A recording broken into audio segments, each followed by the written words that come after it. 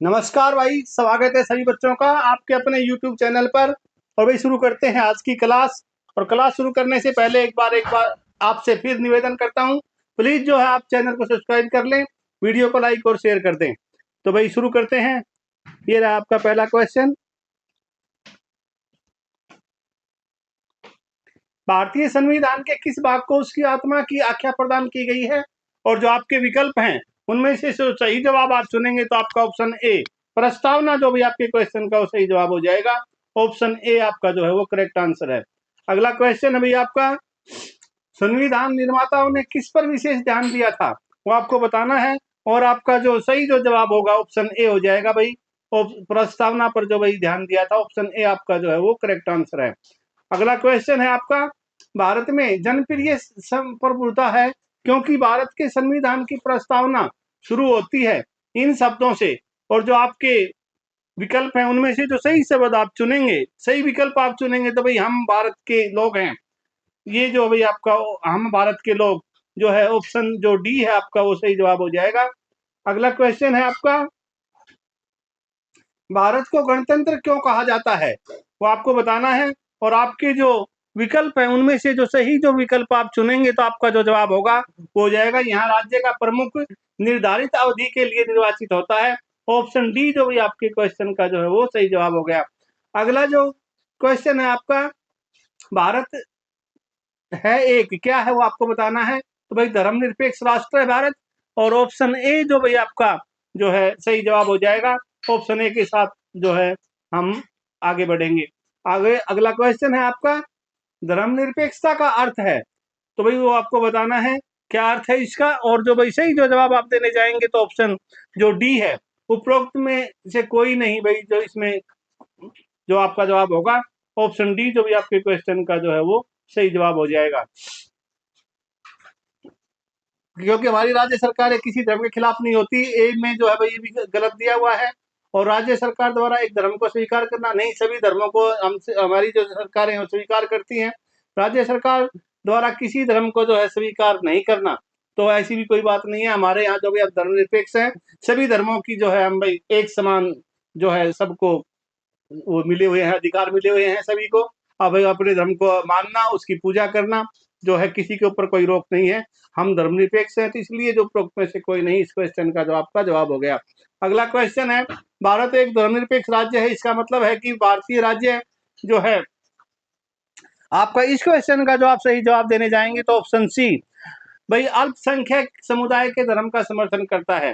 भाई चाहे कितने थोड़े थोड़े भी भाई जो अल्पसंख्यक को बोले, जिनकी भाई जो है संख्या कम होती है, अगर उनके भी जो समुदाय है उस समुदाय के जो धर्म है उसका भी समर्थन करते हैं हम।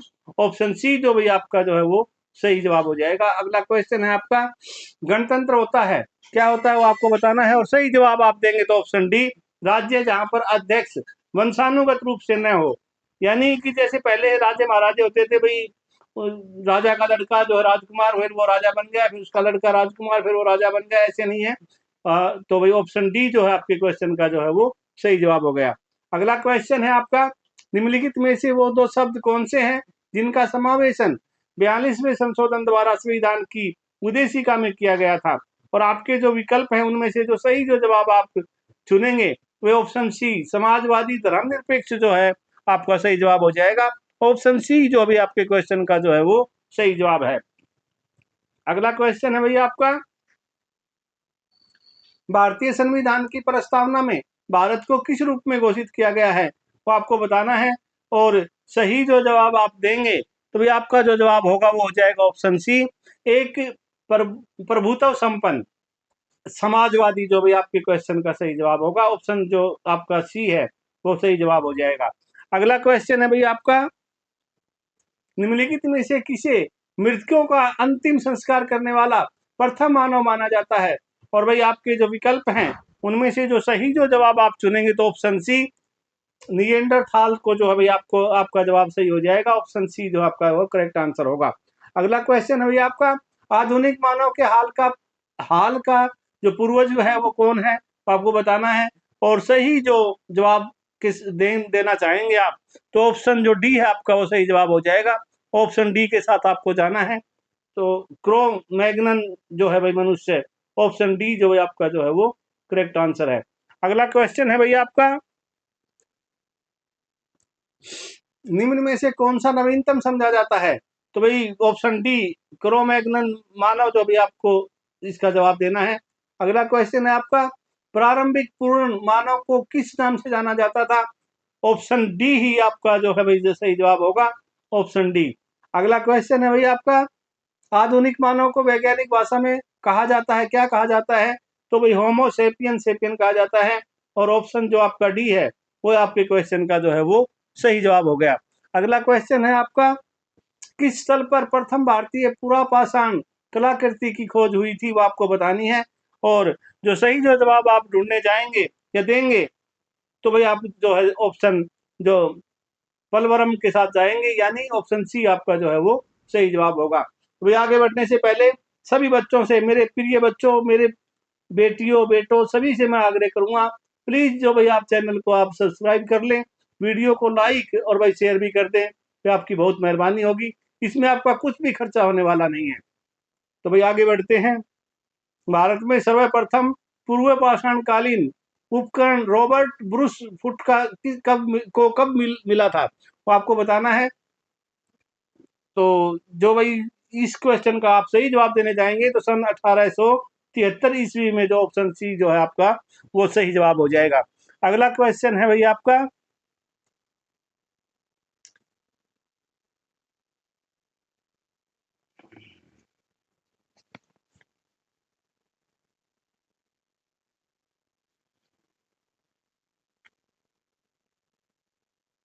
रॉबर्ट ब्रूस फुट जिन्होंने भारत में पूर्व पाषाणिक उपकरण की खोज की, मूलतः थे वो क्या थे?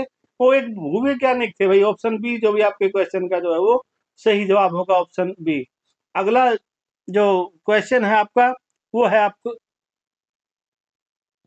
निम्नलिखित में से किसे भारत में प्रागैतिहासिक पुरातत्व का जनक यानी father of pre historic archaeology का जो है कहा गया है, आपको बताना है। और आर्कोलॉजी कहा गया है father of pre historic archaeology. तो भाई इस क्वेश्चन का जो आप सही जो जवाब देने जाएंगे तो ऑप्शन डी आपके क्वेश्चन का जो है वो सही जवाब होगा, ऑप्शन डी के साथ आप अपना जवाब देंगे। अगला क्वेश्चन है भैया आपका, भारत के प्रागैतिहासिक मानव का प्राचीनतम जीवाश्म निम्नलिखित में से किस स्थल से मिला है, वो आपको बताना है। उस स्थल का नाम हथनोरा जो भी आपके क्वेश्चन का जो है वो सही जवाब हो जाएगा, ऑप्शन बी के साथ आप अपना जवाब देंगे। हथनोरा जो भी आपका जो है वो सही जवाब है। अगला क्वेश्चन है भैया आपका, भारतीय संविधान की आत्मा किसे कहा जाता है?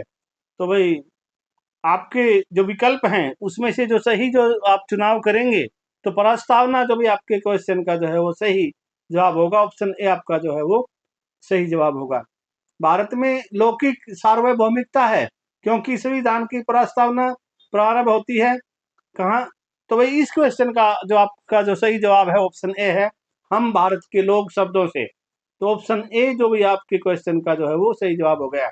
अगला क्वेश्चन है, भारतीय संविधान की प्रस्तावना पर किस क्रांति का प्रभाव नहीं झलकता है, वो आपको बताना है।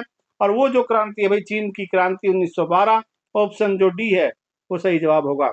अगला क्वेश्चन है, मूल भारतीय संविधान के अनुसार भारत एक डैश है, यानी खालिस्तान पे क्या आएगा वो बताना है आपको।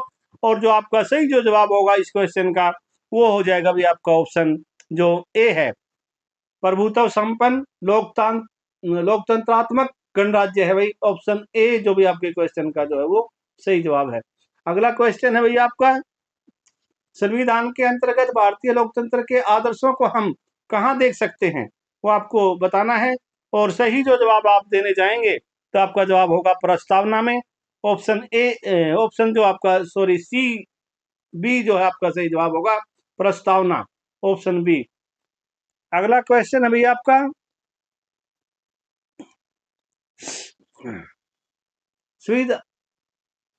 42वें संविधान संशोधन अधिनियम 1976 द्वारा प्रस्तावना में किस शब्द को नहीं जोड़ा गया, वो आपको बताना है।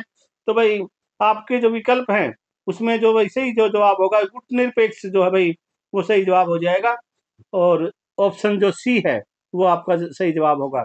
भारतीय संविधान की प्रस्तावना के बारे में कौन सा कथन सही है? सही कथन बताना है आपको, और सही जो कथन होगा वो होगा आपके जो विकल्प हैं इनमें से जो सही विकल्प आप चुनो, कौन सा चुनना चाहेंगे? तो ऑप्शन बी जो भी आपका सही जवाब हो जाएगा। ऑप्शन बी के द्वारा जो है आप सही उत्तर देंगे। उक्त शब्द 1976 में संशोधन द्वारा जोड़े गए थे। तो